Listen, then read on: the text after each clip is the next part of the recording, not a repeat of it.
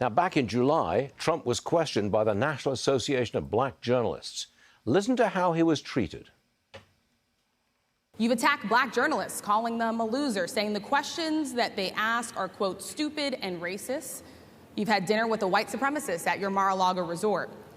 So my question, sir, now that you are asking black supporters to vote for you, why should black voters trust you? Well, that was kind of nasty, but this time around, black journalists were not nearly as critical of Harris. Watch this. Your opponent and Republicans have at times weaponized you laughing in campaign ads, for example. Why is joy important to you to insert into this election? And what do you make of Republicans using that as a way to suggest that you're not a serious candidate?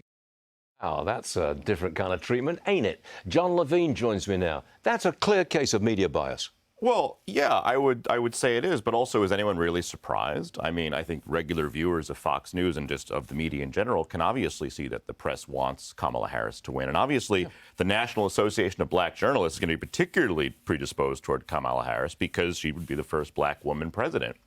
And Trump would not be. So, I think that he needs to win in spite of this. I don't remember, but obviously President Reagan, the media piled on him in the 1980 campaign, 84, and he won 49 states. So Trump's going to need to make the argument without the help of the media.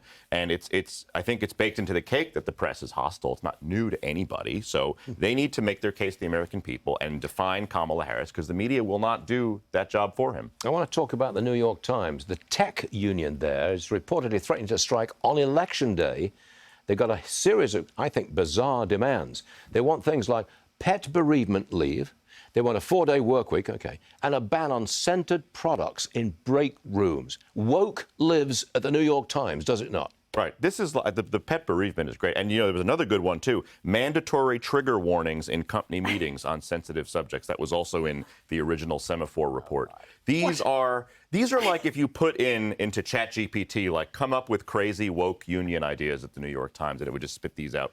And yet it's true, and that's what they want. And what you have to remember is this is the most powerful news institution in our country, probably, and possibly one of the world. Yeah. And these are people every day when my mother reads the New York Times, they're the ones, informing what she thinks about different things. And so it's disturbing that this is the culture it comes out of. I want to get to this. I spent the last 5 days in London. It was my first time back there in 30 years. I saw a clean, well-run city, no migrants on the street, very few homeless, and it seemed relatively calm. Then I returned to New York City. New York's in crisis. John, London seems to have gotten it right. New York has not. Would you agree with that? Yeah, I mean, I think I can't speak to what London specifically is doing, but part of the problem here is that we've just completely rolled out the red carpet. And if you come here illegally, we're going to give you a credit card at taxpayer expense. We're going to put you in a hotel. The city will cover that $1,000 a night. We have no hotel stock anymore. It's the hotel rooms are all expensive because migrants have taken up so much of it. We've created a dangerously inviting environment. And migrants are reacting accordingly. You're not seeing them going to Oklahoma because they don't have that. I got to make time for this. 30 seconds. You went to Berlin. Tell me. I'm glad you were in London. I was in Berlin recently with my father, and we both tried to go to the Jewish Museum in Berlin, and 2 different cab drivers refused to take us. Good Lord. So I'm glad you had a good experience in London, but Europe I've got to get into that. I want much more more on far that gone later because I've got to go. But that was extraordinary stuff. Thank you, Jon Levine.